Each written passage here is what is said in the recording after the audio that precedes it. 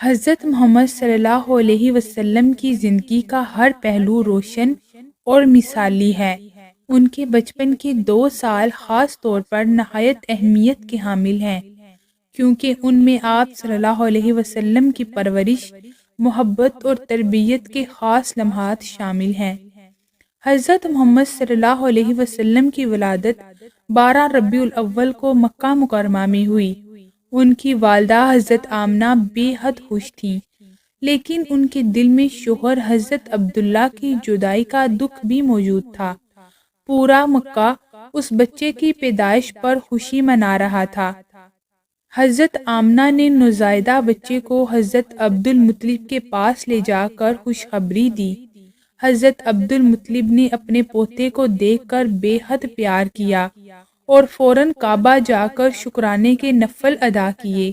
انہوں نے بچے کا نام محمد رکھا، جو عرب میں ایک نیا نام تھا۔ عرب میں رواج تھا کہ نومولود بچے کو دودھ پلانے اور کھلی فضا میں پرورش کے لیے دیہاتی عورتوں کے حوالے کیا جاتا تھا۔ حلیمہ سعدیہ قبیلہ بنی سعد کی ایک عورت حضرت محمد صلی اللہ علیہ وسلم کو لینے مکہ آئیں۔ انہوں نے محمد صلی اللہ علیہ وسلم کو دیکھتے ہی دل سے قبول کر لیا، کیونکہ ان کے دل میں اس بچے کے لیے خاص کشش محسوس ہوئی۔ حلیمہ سعدیہ محمد صلی اللہ علیہ وسلم کو اپنے گاؤں لے گئیں۔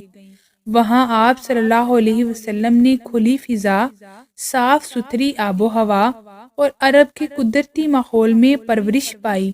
یہ دور آپ صلی اللہ علیہ وسلم کی صحت اور جسمانی نشو و کے لیے بہترین ثابت ہوا۔ حلیمہ سعدیہ کے گھر میں حضرت محمد صلی اللہ علیہ وسلم کی آمد کے ساتھ ہی برکتوں کا نزول ہوا۔